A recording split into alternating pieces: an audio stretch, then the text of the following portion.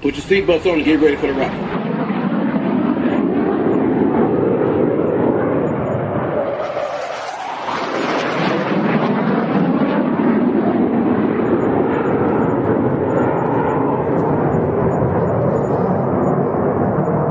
We're the freaking New York Jets, so we're built for this shit.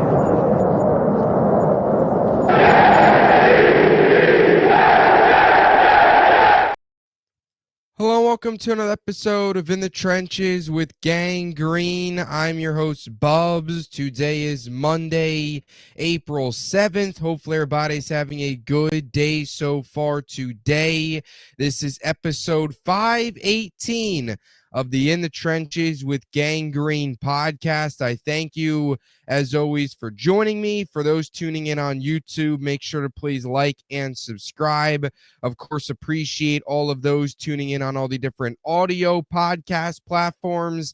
And we are just 17 days away from the 2025 NFL Draft. It is a Monday, and you know what that means. We're getting closer. It is another mock draft Monday today on the podcast. Today, we're going to take a look at a trade back edition for the New York Jets today on the program. As always, though, before we begin, we've got to tell you about our podcast partners, starting with our friends over at BetUS, America's favorite online sportsbook. If you want to get in on any of the sports betting action, check out BetUS and use my link in the description of this video to get a 125% sign-up bonus on your first 3 deposits up to $2,000. Also, our friends over at SeatGeek, if you want any of the hottest tickets in sports or entertainment, plays, concerts, shows,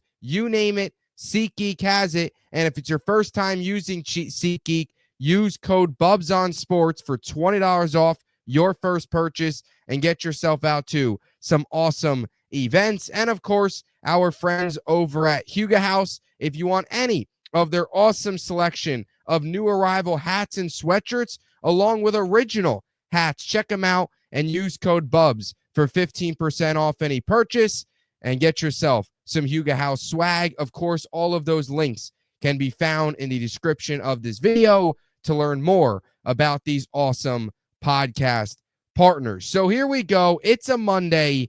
It's another mock draft Monday. You know the drill. Another day closer to the NFL draft. Like I mentioned right out of the open, 17 days away now. This Thursday will be the official 2-week mark. And we've hit crunch time. So I've done a variety of different additions, different themes every single week. You guys know how we do draft season around here. Eventually, the last episode right before the draft, we'll do my last mock draft where it will be my final predictions, what I think will happen, what I want to happen, a little bit of mix. But with still there's being a little bit more time, I wanted to take a look at a possible trade back scenario today for the New York Jets, if that's the route that Darren Muji, Aaron Glenn, and the rest of this Jets new regime decide to go, right? I think we've all said a lot. I've said it many times in this podcast. My top 4 right now, in no order, if they were at 7, that I would be okay with the Jets taking, would be Ted McMillan, Tyler Warren, Armand Membu, and Mason Graham. Now, there's no guarantee all those guys are going to be there at 7, maybe 3 of them, maybe 2 of them, maybe 1 of them, maybe none of them. Either way, those are the 4 that I think most Jet fans can get on board with, that have a actual chance to get there at 7. And if they are there, you can understand the reasoning. Now, there could be a world here where the Jets maybe aren't in love with one of those guys, or 2 of those 4 are off the board, and the Jets feel, hey, let's trade back. There's a team calling. There's a team that wants to jump up and take whoever that player might be, and they want to move back. In my opinion, I don't want the Jets. I think the Jets moving back range, I think anywhere between 15 to 13 is probably the most realistic range you're going to see the Jets move back to. I don't want them to take some drastic jump backwards all the way to the 20s if a team got desperate, or I don't know, let's say a Pittsburgh wanted to move up for somebody, let's say they wanted to take a quarterback or a rookie or fell in love with one of those guys and they fell through, let's say Shadur somehow, whatever, or Genti, and you got a team that wanted to take him, even a team. And that's where I could see the Jets, like maybe the Bears want to move up if Genti falls past Vegas. Maybe Dallas wants to move up if he falls past there, so then the Bears don't take him. I could see a world where Miami wants to move up as well. Let's say Will Campbell's there and they want to take him. Maybe San Fran wants to move up and secure that they can get Will Campbell if he's there at 7 and the Jets are willing to move back. So I do think there's a couple different areas within that like 8 to 15 range where I could see teams move up for players. In today's episode, I have the Jets moving back to 15. I've got them moving back with Atlanta. Atlanta in this simulator was willing to move up. And you've heard some minor speculation that Atlanta would be willing to move up to number 7 so they can secure potentially drafting Jalen Walker, right? You look at Atlanta, one of their biggest needs comes on the defensive side of the football where they need a guy like Jalen Walker who can come in and be a game changer for them. That defense needs a big boost. If they love him and they want to move up and make sure that nobody else takes him, they can move up and make that happen. That's what I have happening today. I could see a world too where maybe Indy, if they love Tyler Warren and he's there at 7 and the Jets, I preferably would take Tyler Warren in that spot, but let's say they do move back. Could there be an opening there for the Colts to move up as well? Maybe that's how it happens. But today we'll go with the Falcons. So I'll throw the trade here up on the screen. The New York Jets here trade with the Atlanta Falcons. Falcons get the 7th overall pick. Jets, of course, get Atlanta's 15th overall pick, and will also take their 2nd round pick, 46th overall. So Jets get the 15th, 46th overall. Atlanta moves up about 8 spots to get the 7th pick.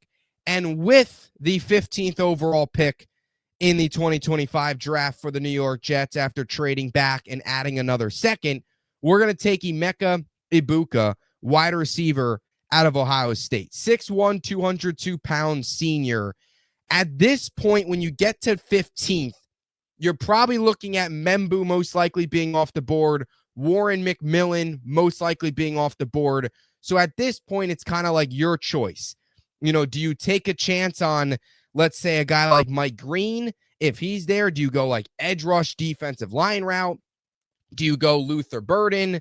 Do you go Emeka Egbuka? How do you want to play it out? I prefer going the wide receiver route. You get the playmaker. Maybe depending on how far you move back in the first, maybe you go take a chance on Loveland out of Michigan, get a tight end. Either way, we go wide receiver here, and I really like Emeka Egbuka. And to be honest with you, I think Egbuka as a whole is one of the more underrated, not talked about enough prospects in this draft. What this guy has been able to do in college is not getting recognized enough, in my opinion. And I think it's the age-old, like, prospect fatigue on Egbuka, because it feels like we've been talking about him for like 3 years in a row now of him potentially going to the NFL, right? After 2022, this 2022 season where he put up, 1,151 yards, had a very productive year. You thought, okay, maybe this is it. He comes back to college for a year. 2023, he deals with ankle and knee injuries. So not a big year for him. Goes back to college for another year, and he goes out there for 2024 in that senior season, final year, and puts up another big season and is a big piece to Ohio State's championship puzzle that they go home, of course, and win the national championship. And here we are again talking about him. So I think it's sort of just prospect fatigue at this point. Like, we have been talking about him every single year during the college season. You've been looking at him as like a college prospect to come in that year's draft, and it just hasn't happened yet. And now it's finally happening. And I think people are just done talking about him, instead looking at all the other guys. But Egbuka can't be looked over. You look at Ohio State and just their history at wide receiver. Egbuka is first all time in receptions and receiving yards at Ohio State. To put that into perspective, how hard that is due, Ohio State has been one of the better wide receiver universities out of any college in America. Ibuka's number one with 2,868 career receiving yards and 205 career receptions, both number one. Better than guys like Chris Olave, Marvin Harrison Jr., Santonio Holmes, Garrett Wilson, Michael Jenkins, guys who all had successful college careers, some of those as well, successful NFL careers. Ibuka above all of them. I don't think that gets talked about enough. You look at his numbers from this past season, coming off of a 2023 year where he was plagued by injuries. You look at this past season, 81 receptions, 1,011 yards, 12.5 yards per reception, 10 touchdowns.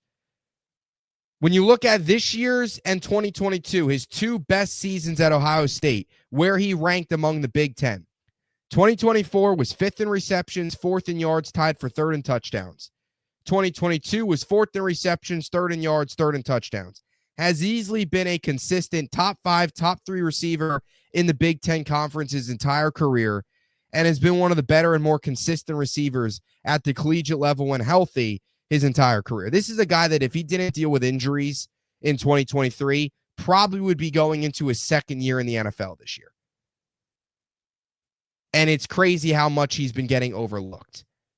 Even a guy like Luther Burden is getting a lot more attention than him, and I think Ibuka is significantly better than Luther Burden. I think you watch the two, you see it, and just two, you look at the numbers, and he's also, statistically and the eye test, he passes both of those, in my opinion, with flying colors.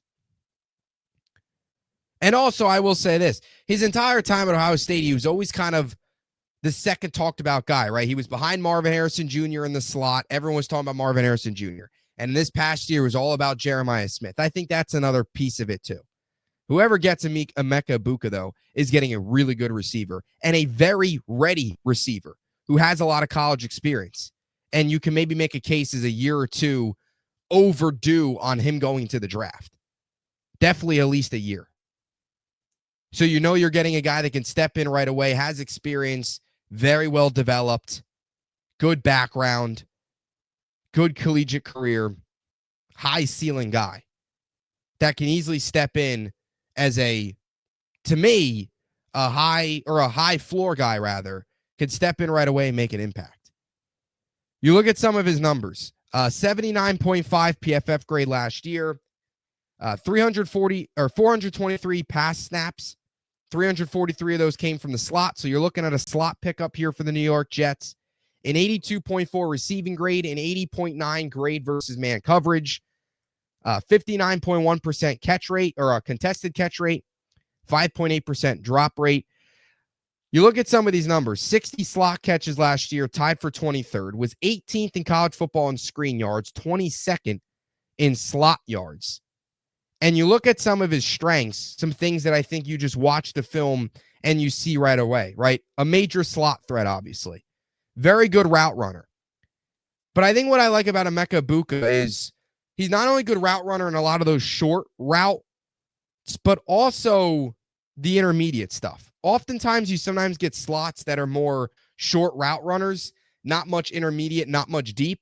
Egbuka has the ability to be a good route runner, both on short plays and intermediate situations, and has a very, very good ability, dangerous ability, to make guys miss in the open field. When he gets the ball, he is dangerous with the ball in his hand. And that's kind of what you would want in your typical slot. A guy that can go underneath, pick up 8-9 yards reception, and pick up another 6 to 8 with his legs, making a couple guys miss and extending the play. All those things I think he does well. Some of the things you do have to look out for. Obviously, the health is a concern. Just because of the knee and ankle injuries in 2023, you have to put the health down. Anytime you get a guy with a little bit of an injury history in college, you have to note it. It's not like something that plagued his entire season. I believe he still played in about 10 games in 2023, but it did cause him to miss some time and did cause him to see a dip in production because he wasn't out there, wasn't 100%. And he does at times struggle against press corners who contact at the line of scrimmage. And that's a lot of it's right. Only 6'1", 205 pounds or 202 pounds rather. Smaller slot, not great against press, those physical corners. I like him over Luther Burden. I think he's a perfect number 2, wide receiver help, a guy that's just ready for the league, in my opinion. Like, you watch him, and he's just an NFL-ready receiver with a big-time college experience. Those 4 years at Ohio State. And very underrated. I think this is good value. 15th overall, I think it's good value. So trade back, you get a Buka, you get a wide receiver. You get a playmaker on day 1. You also stock up on another second-round pick.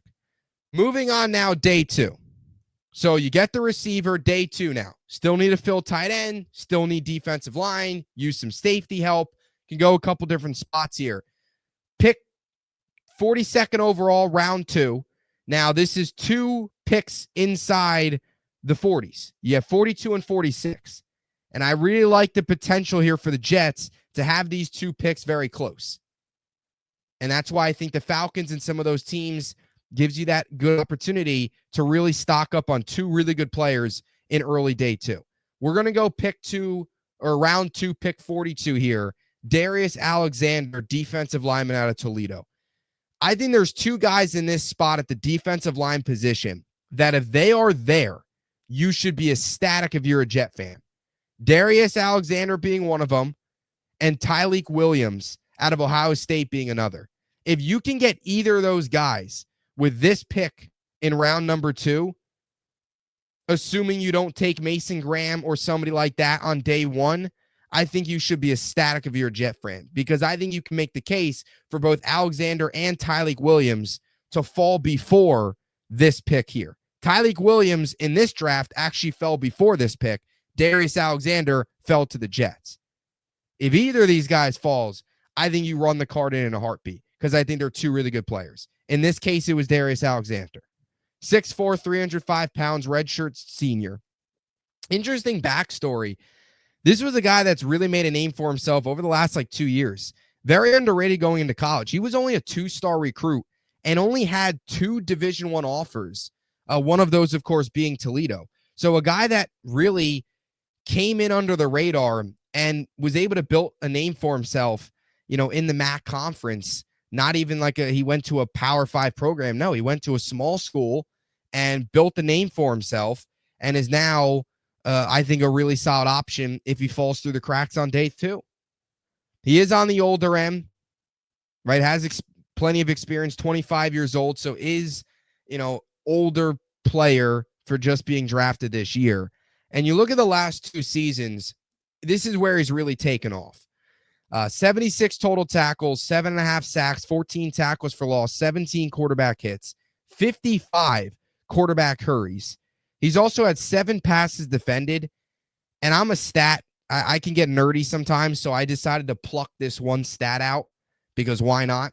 He had 1 pick 6 as well in 2024 that went for 58 yards. So I figured, you know what? I'm going to throw that out there. He had a touchdown in 2024. So Darius Alexander, watch out. He can also provide a little pop from a coverage standpoint with the interception ability. Obviously, I'm joking, but I thought that stat, although it's pretty meaningless, is something that I wanted to throw out there, because anytime you can get a big man interception, it's certainly not a bad thing. When you look at some of the PFF numbers, this year was by far his best year. When you look at some of the pass rush win rate, run stop rate, overall grade, how he graded out, he had a 90.1 overall grade this year. When you look at the last 3 seasons, that was by far the best. He had a 77.5 in 2022 and an 80.6 in 2023. So he was about a whole 10% higher from a grade perspective here in 2024. He finished with a 78 overall pass rush grade, a 90.3 run defense grade, one of the better, graded out as one of the better defensive linemen from a run defense perspective in this draft class. He also did some good things against the pass. Had a pass rush win rate of 12.9%, the highest in his career, and a 7.9% run stop rate. And I think that's something that I need to be brought up with Darius Alexander, as you kind of move into the strengths and the weaknesses of what he does as a player. His strength is obviously his run defense, right? That's his strength. His ability to stop the run is huge.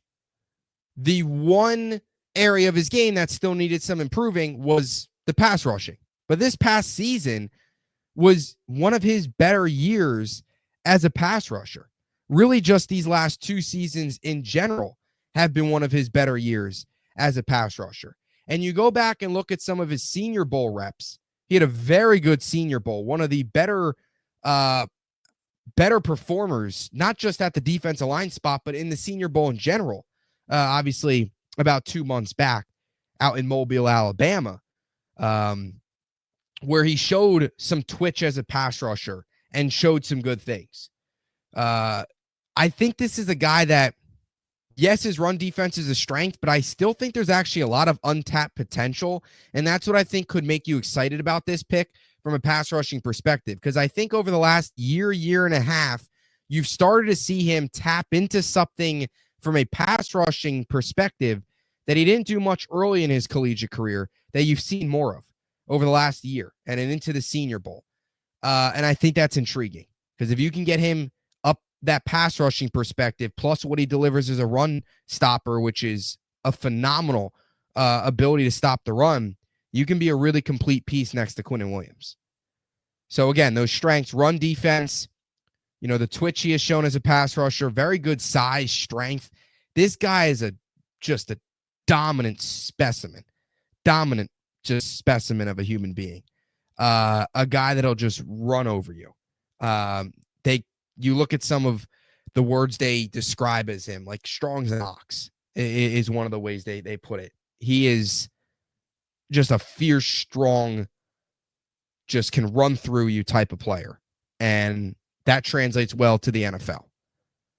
You're getting a guy that's just going to, whatever's in front of him, he's going to try and run through it. And I think that's why he's actually very good at double teams. He was able to eat up a good amount of double teams and have success against double teams in college. And I think it's just the way he plays. Got a high motor. He's going to run through you. He's strong. Size. He brings it.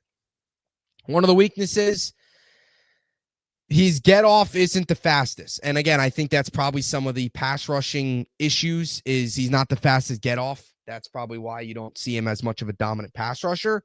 But you get to the NFL, you get a little bit more, quicker. You work on some of those things. Ideally, he can improve a little bit in that area.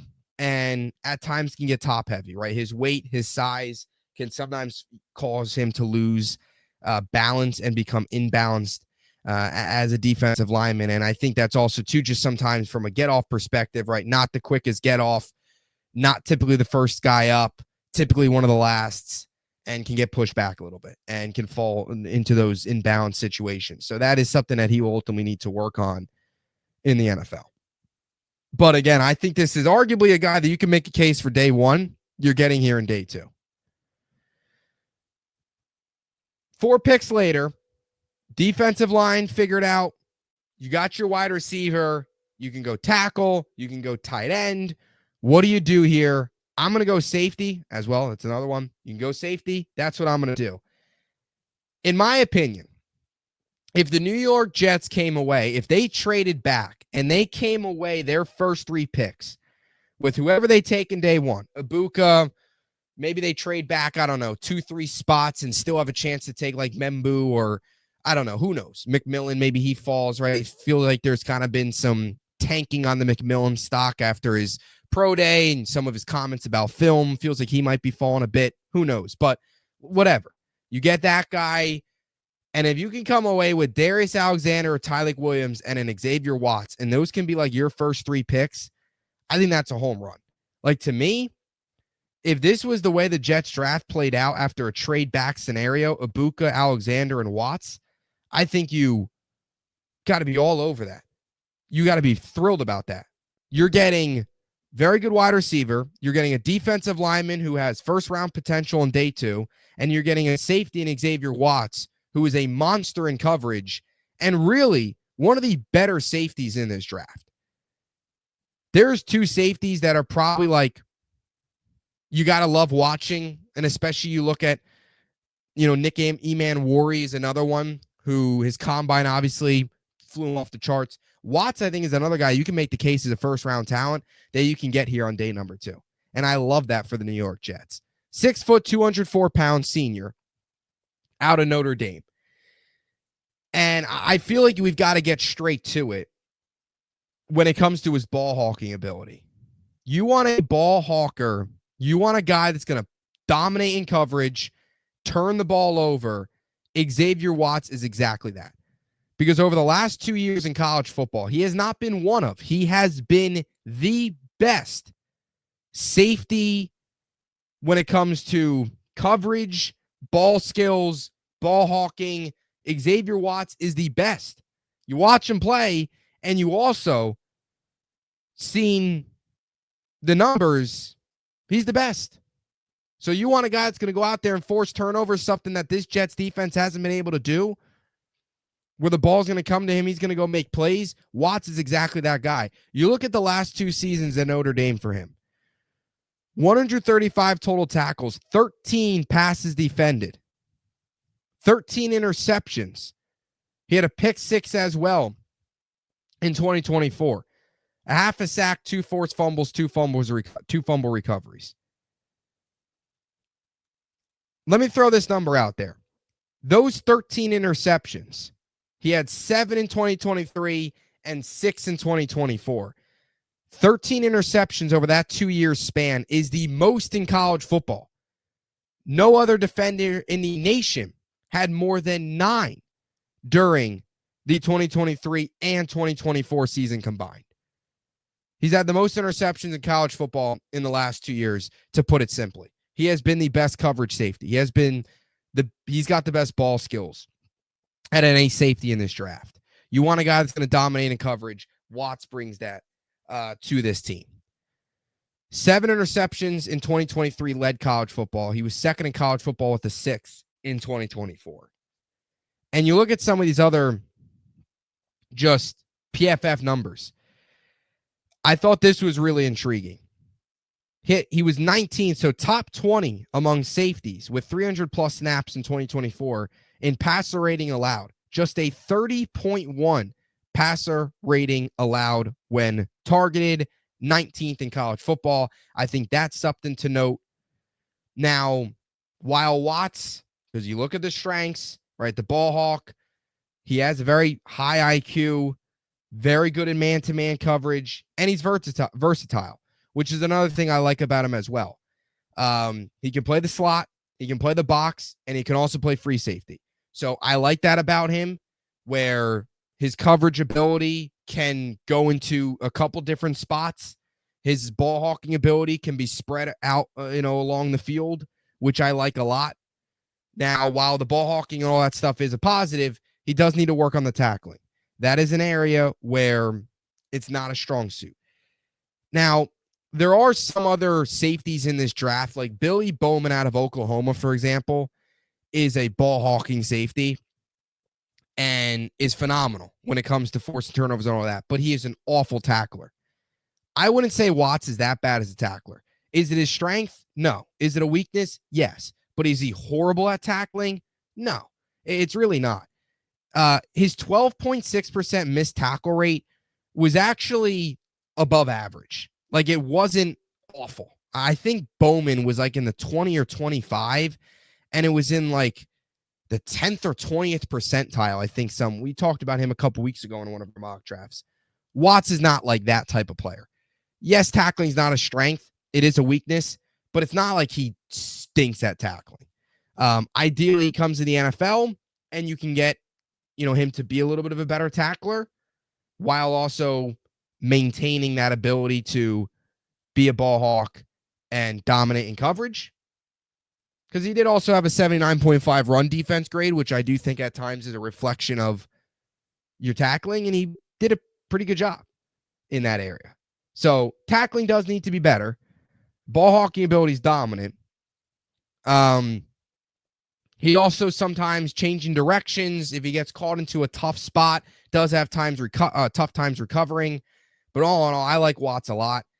And I've been waiting to talk about him in this day 2, like second round. If the Jets can get Watts, I love that possibility. I don't know if he'll fall, but if he does, I think it's a home run for the Jets. So those are your first 3 picks. Moving on now. Round 3, pick 73, back on course here. All of the normal Jets draft picks, right? 46th overall and 15th overall were from the trade. Moving on now, 73rd overall here for the Jets. Can go in a couple different spots. You can go tight end here. You can go tackle. Can go a couple different areas. Mason Taylor, this kind of seems like a potential spot for him where you can go Mason Taylor or wait on a tight end and go tight end day 3, however that plays out. That's what I did here. I would be open with either. Mason Taylor was on the board in this situation, but I figured, you know what? The way the board has been falling out, after you get this pick in round 3, the Jets' next pick is day 3, pick 110. Now, that's obviously without any trades. Maybe the Jets make a move to move back in, whatever. But after you have this 73rd overall pick, there is a run on tackles that's been happening in all of these mock drafts. And you get to round 4, pick 110, and you find yourself in a spot where you have really no options at tackle. Very slim. Because there starts to become that run. As for tight ends, I still like some of the options that were available in the 4th round, which we'll get to here in a second. So what I did was go Ozzie Trapilo, tackle out of Boston College. We've talked about him a little bit here. I like Trapilo a lot. I've said this a couple times too, right? I would be okay with Mason Taylor in this spot. You want to go with Terrence Ferguson? I'd be okay with that. I could even see maybe Ferguson moving, honestly, maybe day 3. Probably the safest option, though. Take him 73rd overall. Choose your favorite day 2, day 3 tight end. Slide him in here. I'm okay with that. But I just decided to go tackle here, secure your right tackle, and then go tight end, who I feel like there's still a decent amount of talent that I like with that 4th round pick as opposed to tackles, where after this 3rd round pick, there's kind of a run on them, and they become pretty slim pretty quick. So Trapilo, 6'8", 316 pounds out of Boston College, senior. Right tackle, man. He's a right tackle. I've said this so many times in this podcast. I want a right tackle. I know there's a lot of intriguing options, right? Josh Connerly out of Oregon, who I would be okay with. Showed the ability at the Senior Bowl to play right tackle and left tackle. Showed the ability in college to do both. But he's primarily left tackle, so you kind of really have to transform him. But I'm okay with, Connerly. Arante Ursary out of Minnesota, another guy, left tackle, can play right. I'm okay with that, but I still prefer the right tackle. Can you play right tackle?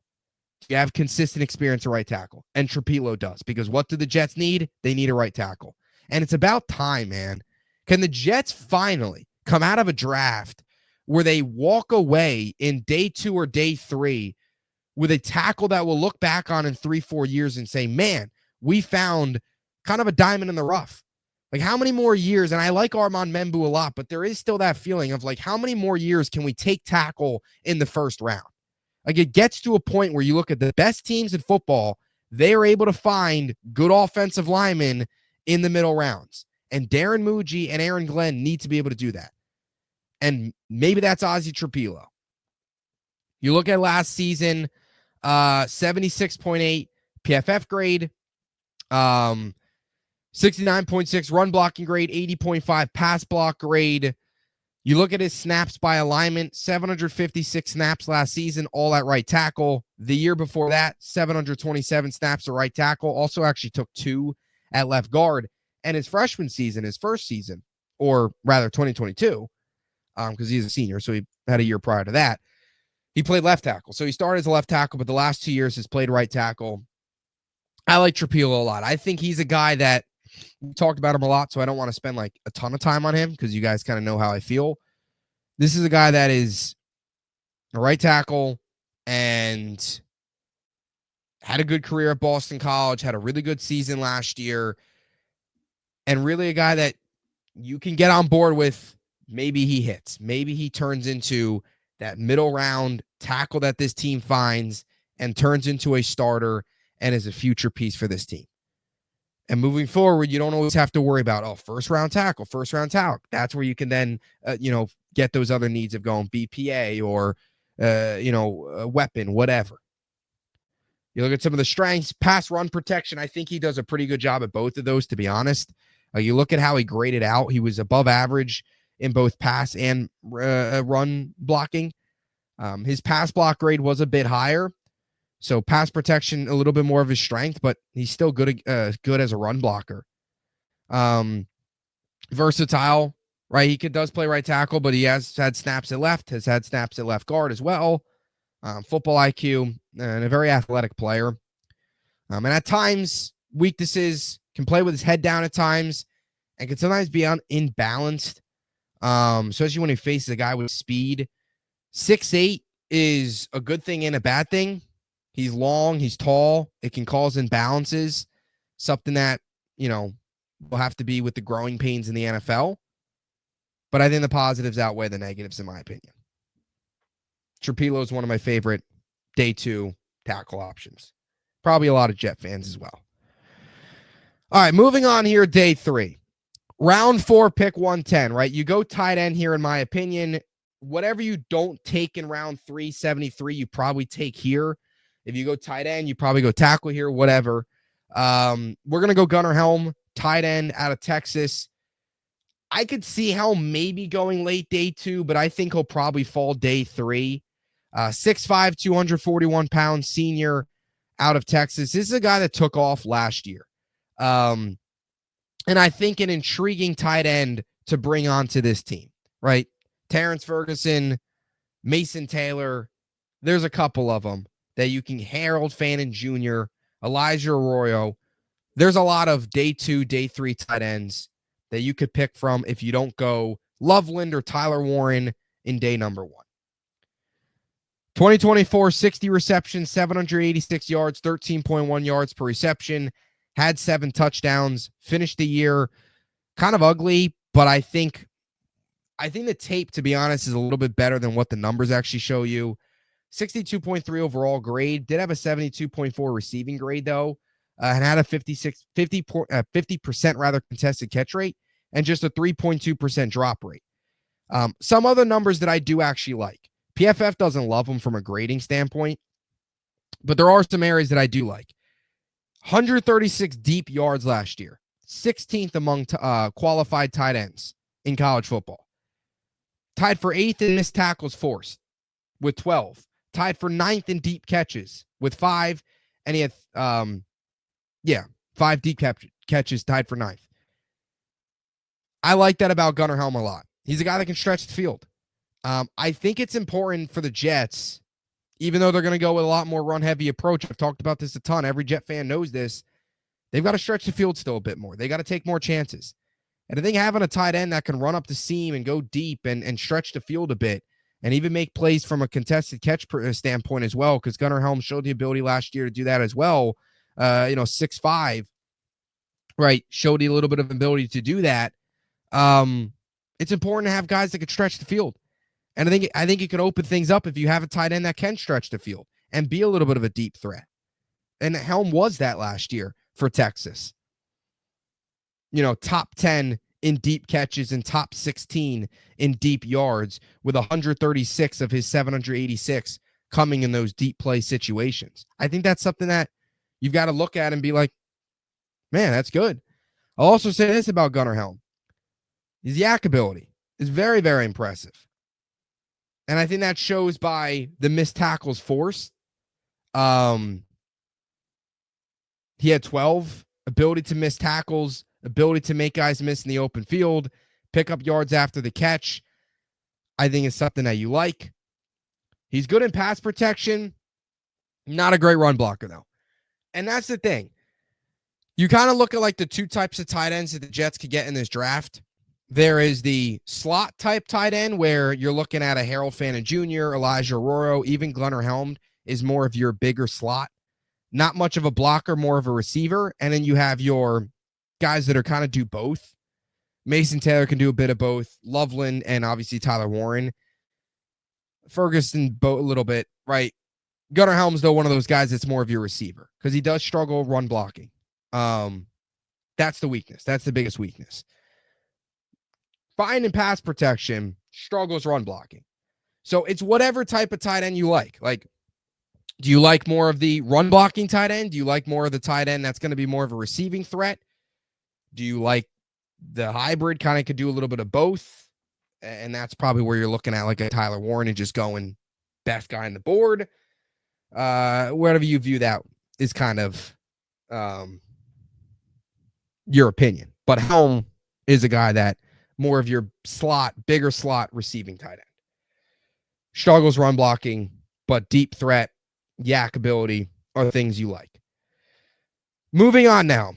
We'll go back to Texas. We're going to take a quarterback here. Round 5, pick 145. We're going to go Quinn Ewers, quarterback out of Texas, 6'2", 214 pounds, redshirt junior. Ewers is an interesting prospect, right? This is a guy that was hyped up going into this year. You're thinking to yourself, could really make a name for himself. Didn't have a great season. The interceptions increased. He did lead the SEC in touchdowns, but he also led the SEC in interceptions. 31 TDs, 12 picks.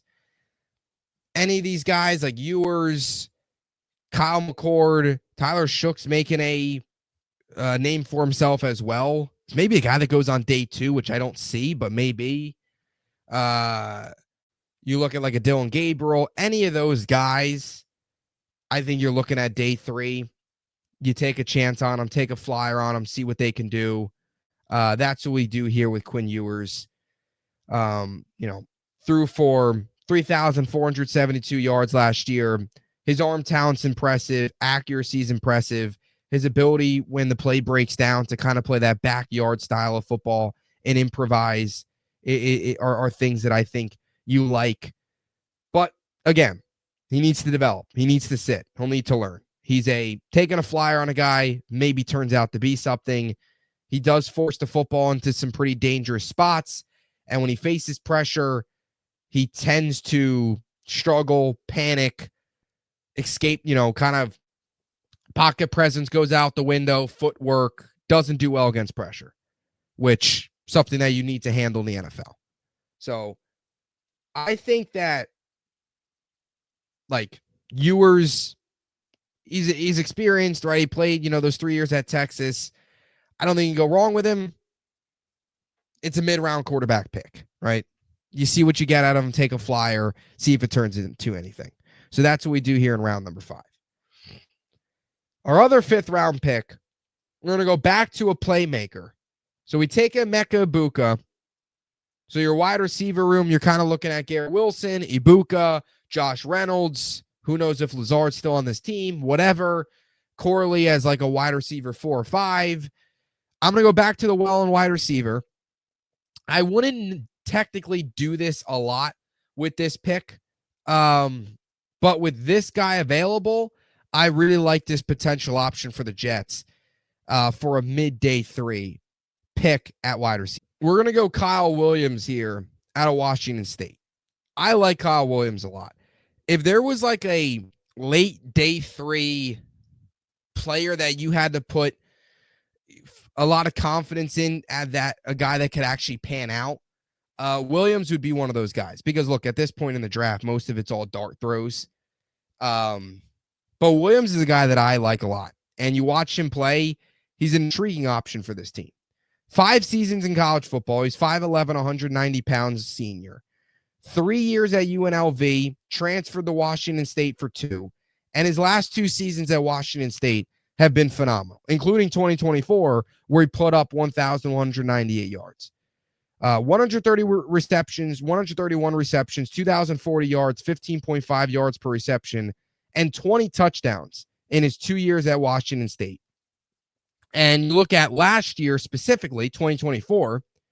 Now, I know the Pac-12 turned into the Pac-2, but he did lead the conference in 1,198 yards, and he was also 8th in college football with those 1,100 yards. So this was a guy that was top 10 in college football in receiving yards and went to Washington State and just took off as a receiver. Best 2 seasons statistically across the board. Receptions, yards, touchdowns in his 2 years at Washington State. You look at some of the other numbers. He had an 82.1 receiving grade, an 89.8 grade against man coverage, 62.5% contested catch rate, which I think is impressive given he's only 5'11", 190 pounds. He's able to win some physical battles against physical corners. Some of these numbers I think pop out. 8.4 yards after catch last year, 15th amongst receivers. Tied for 24th in deep yards with 454.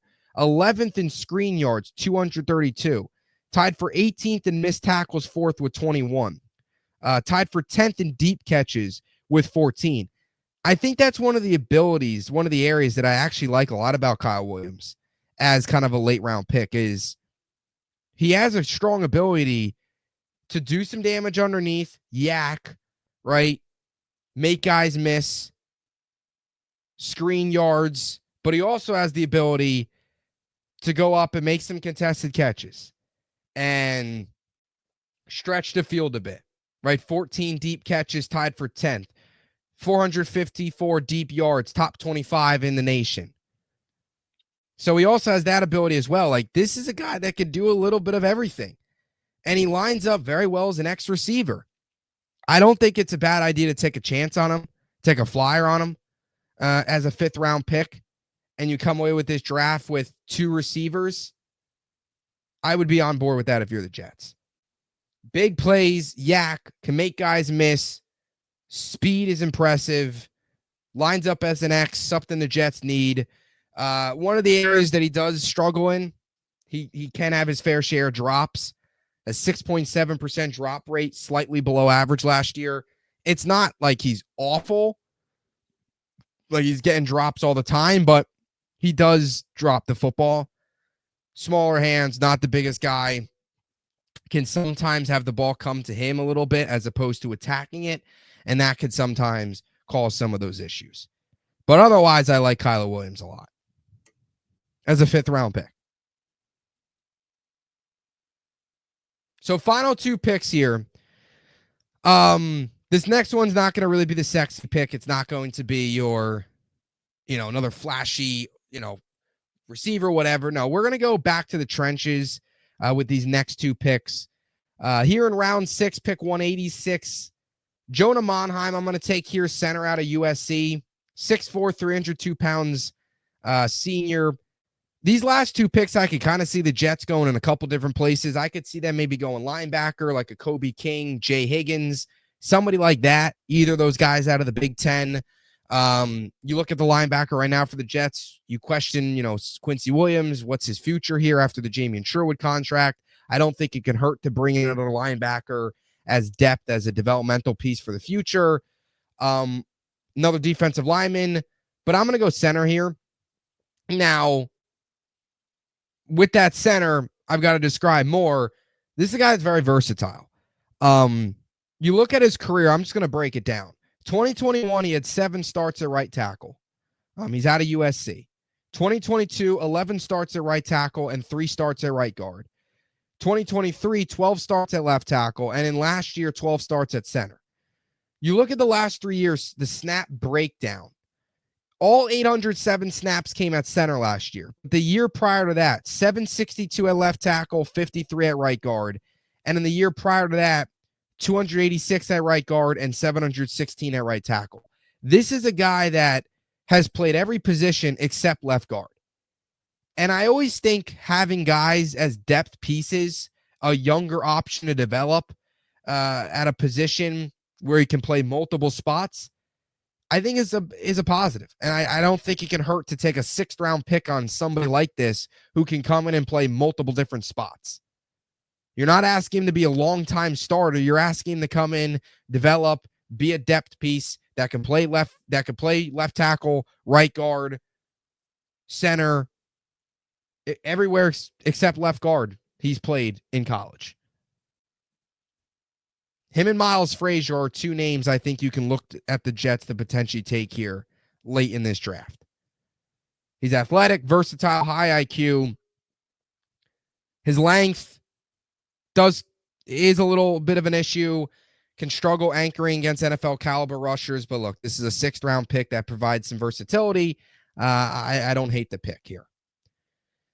And then finally, round 6, 207, we'll go Cam Jackson, another trench player, defensive lineman out of Florida, 6'6", 328 pounds, just a massive human being.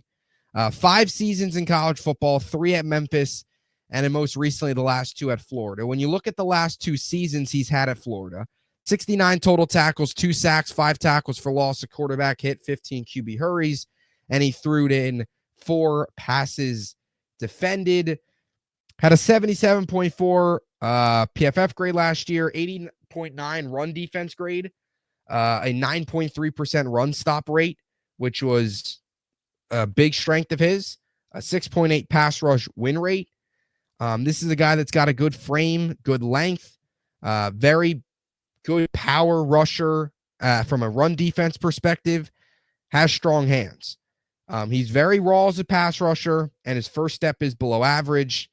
But look, again, you're getting a 6th-round pick. Add another piece to this defensive line. You went Darius Alexander earlier in the draft. You take another piece to that D-line late here. I don't think either of these picks to add, trenches depth can hurt the Jets at all here. So that's where we go with that. All right, so to close things out, let's throw the full draft here up on the board. Longer episode, but here it is. So again, we had the trade back. Trade 7, get 15, get 46. We take Ibuka, A-. Darius Alexander, they give us an A+. Xavier Watts, they give us a B+. Ozzy Trapilo, A-. They don't love the Gunnar Helm pick, but it is a C. Not terrible. Quinn Ewers, A-. Kyle Williams, A-. Jonah Monheim, B-. And Cameron Jackson, also known as Cam Jackson, a B+. So overall, this draft finishes an A- according to PFF, which is in the top 23% of Jets drafts. So PFF likes it. I personally like it. Do I see the Jets trading back? No. But is it a possibility? Yeah, of course. It always is. I think every year you look at your team and look at the possibilities of trading up, look at the possibilities of trading back, and obviously look at the possibilities of most likely staying put. We'll see if that happens. But in a world that the Jets do trade back, if this is what they came away with, I think you'd be pretty thrilled if you're a Jet fan, in my opinion. So let me know what you think in the comment section down below about this draft. You love it, you hate it, your thoughts on it. Welcome to all reaction down below. Let me know what you think. Appreciate the support as always, and we'll talk to you soon. Until next time, Jets, Jets, Jets.